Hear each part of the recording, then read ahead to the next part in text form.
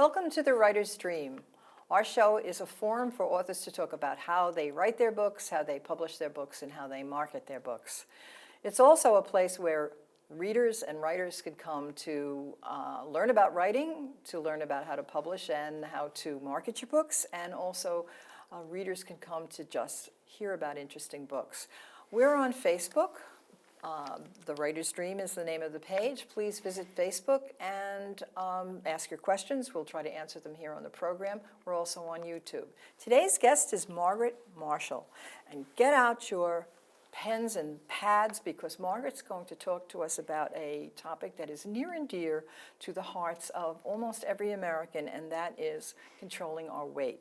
The name of her book is Body, Mind, and Mouth. Body, Mind, Mouth. And she is also a professional speaker, mentor, and weight loss coach. She is also connected with Hofstra University, and she is a Hofstra University enrichment lecturer. Welcome, Margaret. Thank you, Linda. Nice to be here. Good. I'm glad to have you and glad to talk about this topic. I think it really needs some exploration.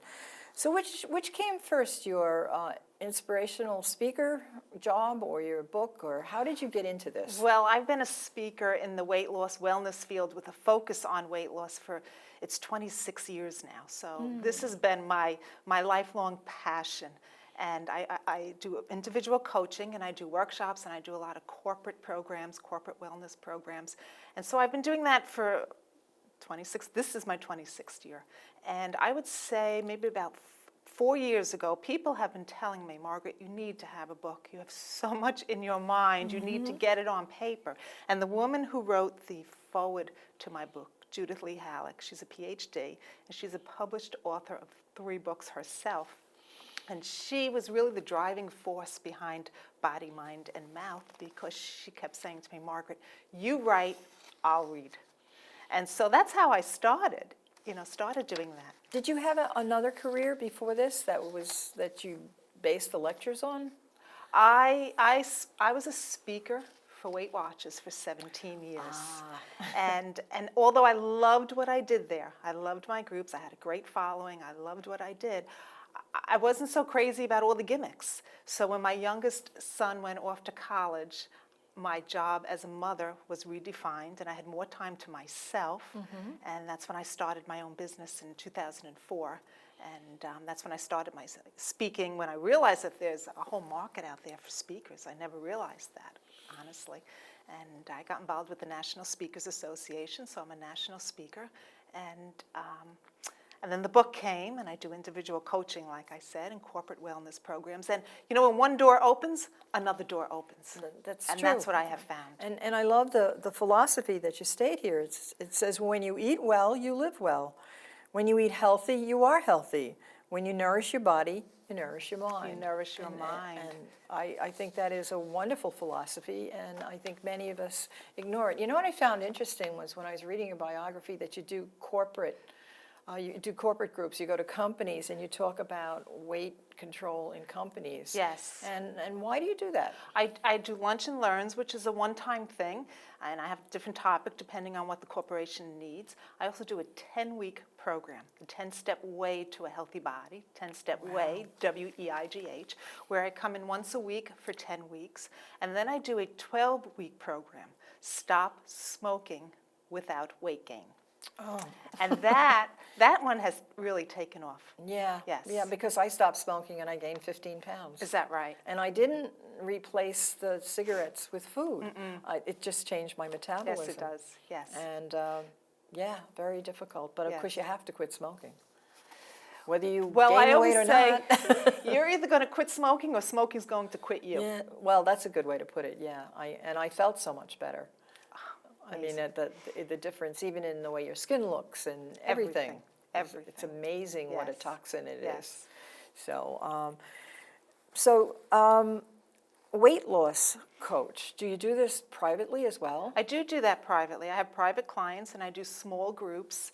And very often I go to the client. I go into their home or into their office. I also have a meeting room in my own home. I have a whole office there where people will come to me if they're too far.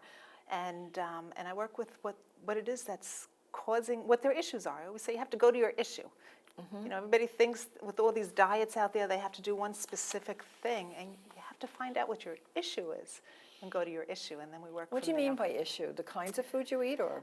It could be the kinds of foods. It could be the way you're thinking. It could be your lifestyle. It could be family issues. It could be stress. A lot of caregivers, you know, are not taking care of themselves. They're taking care of the people that need the care in their family. So it's always their issue. I always have to get into what their issue is and what's causing the weight gain. And there's a lot of stories in my book about how different weight loss is from person to person. Yeah, I can imagine so. I know a lot of people use food as a reward. I do at times too. Do you? Yeah, I'll work all morning and I'll say, oh, it's time for lunch. Let's see what I can find. Yeah, and you know, I'm conscious of that now, and so what I do now is make sure that those bad things that I really love to eat are not in the house. Okay, okay. Yeah. You find what works for you. Yeah, Yes. well, you're right. You have to find what works for you, and every And that's what I person help is people do. different. You know, the weight loss industry is a $60 billion industry. And there's so much, it really is. And there's so much out there that is causing people to be overweight. You know, like you look at the ingredients on diet foods, you can't pronounce these words. Yeah, So if I you know. can't pronounce it, why are you eating it? But Yeah. people buy it, and it just makes them more and more overweight. So Well, if you do one of the weight loss programs, I really don't want to use a brand name here, and you eat the food that's prescribed, I notice that myself, that there's a lot of artificial ingredients in there. Are those artificial ingredients, do they interfere with your body chemistry in any way, or cause you to crave food? I believe artificial sweeteners do. Artificial sweeteners, and all the diet foods have artificial sweeteners in it. Yeah, they do. And they make you want to eat more, just like sugar will. Yeah, our bodies are not designed to eat artificial ingredients. Oh, that's true. We don't have an artificial body. It's true, yeah. know? So what happens with, for instance, if you have, let's just take a diabetic. A diabetic, weight control for a diabetic is it's crucial, because some diabetics really don't even need the insulin or the medication that they take if they keep their weight down. Right. What do you do with them? Right. I work with a lot of people who have diabetes. I've spoken at a lot of hospitals to diabetic programs. And the one thing I always say when I start is the way you should be eating now that you have diabetes is the way you should have been eating all along. And that's for type 2 diabetes. Sure. You know, so, and what's the sad part, what I find with people with diabetes is when they first hear the diagnosis, it's very scary to them, and they're willing to do anything. But then it becomes their reality, and then they learn how to manipulate it. Yes. And even if they allow themselves to go so far where they're insulin dependent, they learn how to manipulate that too. So I kind of step in there and show them that, you know, you're eating these sweets and manipulating your insulin, but you're still not healthy. Yes. So let's get healthy.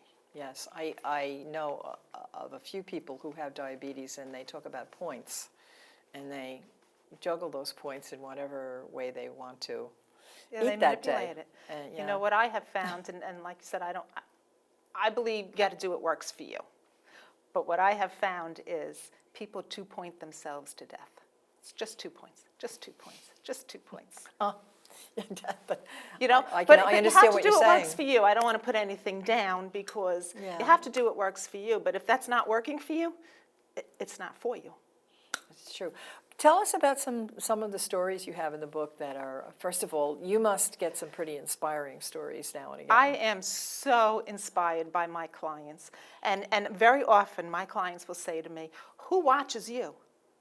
You know, you're watching us. Who watches you? And what they don't realize is they are.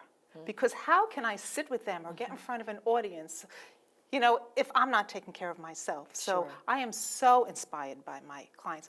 One of the stories that I just was very inspired by and touched by, and I start a lot of my corporate wellness programs with this, is about a New York City police officer that I was working with who gained weight. He was issued his bulletproof vest when he graduated from the police academy. And since that time, and the time I started working with him, he had gained about 50 pounds. So his vest no longer closed. Oh. So here's a New York City police officer who would close his vest tightly on the right side, and leave a gap on the left side. Oh, where your heart is. Well, he knew that if he was ever in a shootout, he had to face right. So I use that as a, what's the word I'm looking for, as a theory to watch your gap. Because for this New York City police officer, that gap started small, and he didn't pay attention to it.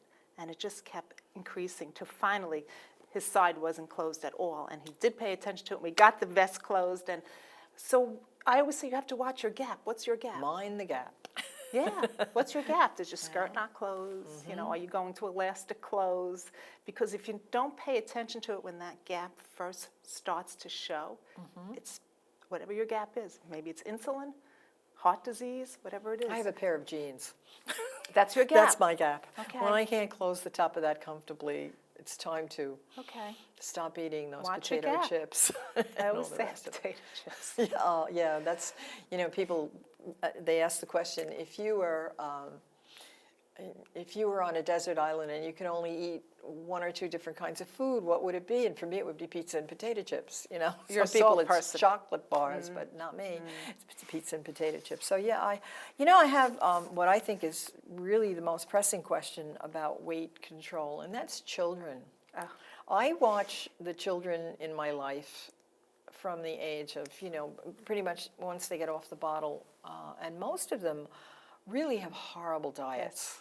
My own son had a horrible diet, of which I was not completely in control of, and he struggles with his weight now. He does. So what do you suggest parents You know, do with I have kids? had quite a few mothers call me in to work with their children, young children, Yeah. 7, 8, 9 Oh, years yeah. old. And I don't want to work with their children without the family because it's a family issue. And even if people in the family are not overweight, it's still a family issue. It's not a 7 or 8, they're not learning that. I have a story in the book of I was on a cruise with my husband and I was waiting at the breakfast buffet for him to come up, and I was sitting there, and a mother and a little girl were sitting at the table next to me, and the mother said to the little girl, "You're going to go to the kid camp today because Daddy and I need adult time." And the girl cried and cried and cried and cried. And the mother kept saying, "No, no, you have to go to the kid camp." And the girl cried and cried. And the mother said, "When Daddy and I pick you up, we're going to take you for ice cream." Sure. And she stopped crying. Well, but that's how you learn those reward That's things. how she learned. She already knew that. She already knew if I keep crying, I'll get something. I'll get something. But what I found interesting is that when my book was published, my daughter read it. My daughter's 30 years old. She read it. And what I found so interesting. How can she be 30 years old? You're only My 30 daughter? years old.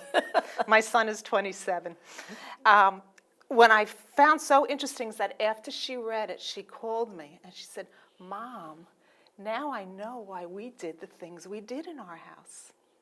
And what were those things? You know, just things that I did naturally.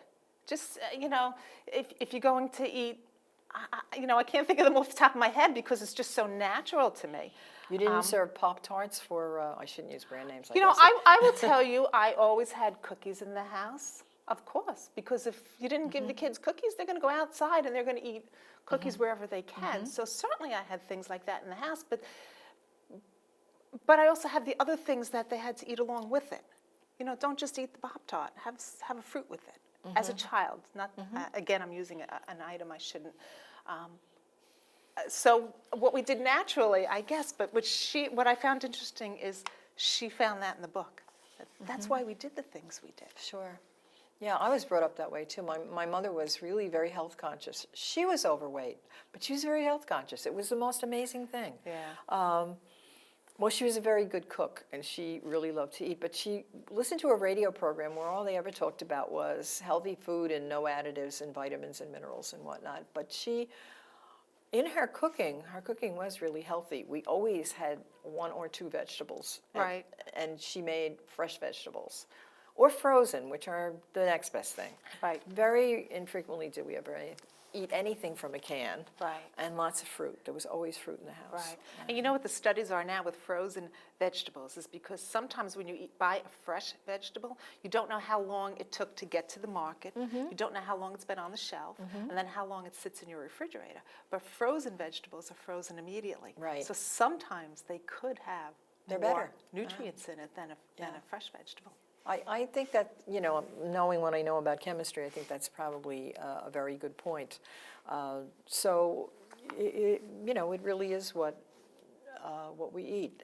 So, if you have a person who you're being the weight loss coach for, how do you start with them by getting them to be conscious of what they're eating? It's interesting, Linda, because I have a unique way of teaching people how to eat. And it's all within your body. It's all listening to the language of your body.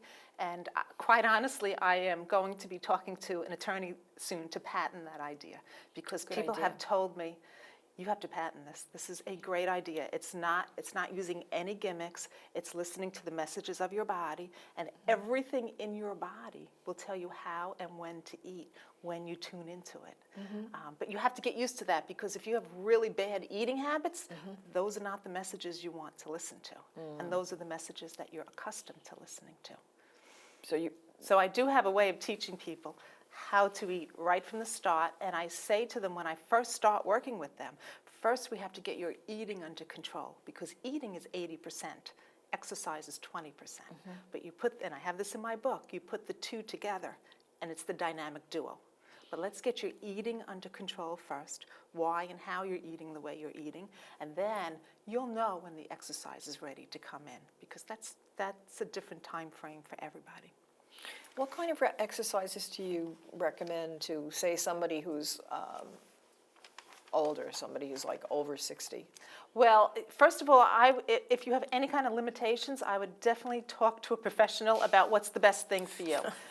Because if you have limitations, you have to acknowledge them. Oh, sure. But I always encourage people to do the exercise that fits into their life. You can't do more exercise than will fit into your life, because then it's not lasting. And you have to do something that you enjoy. So I will tell you what worked for me.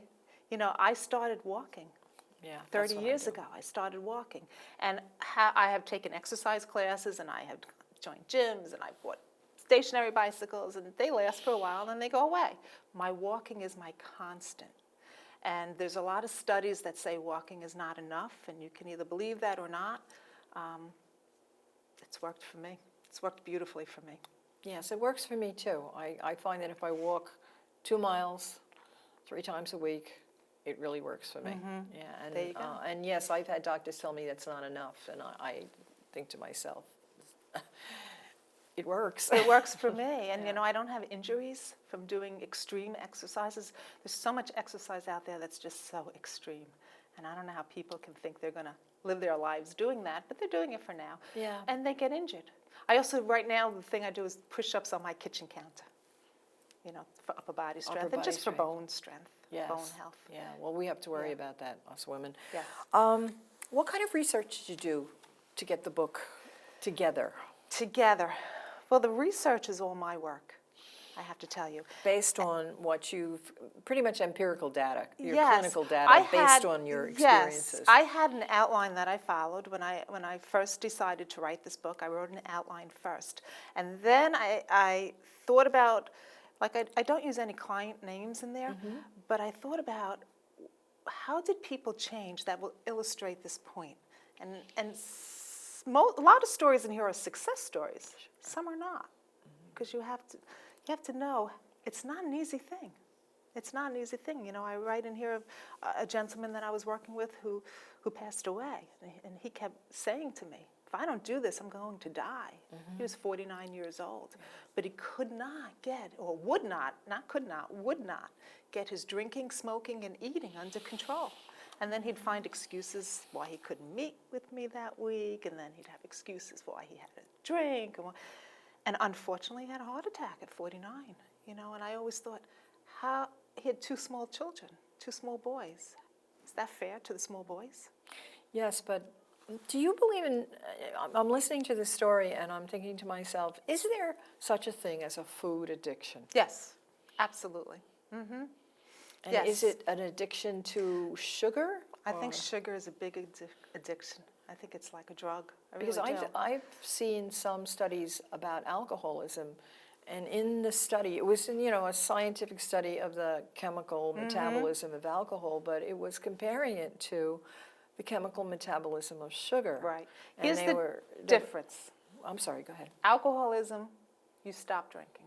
Yeah. Smoking, Yeah. you stop smoking. I know what you're going to say. Eating, You can't we stop. have to eat. Yeah. You know, and I think to say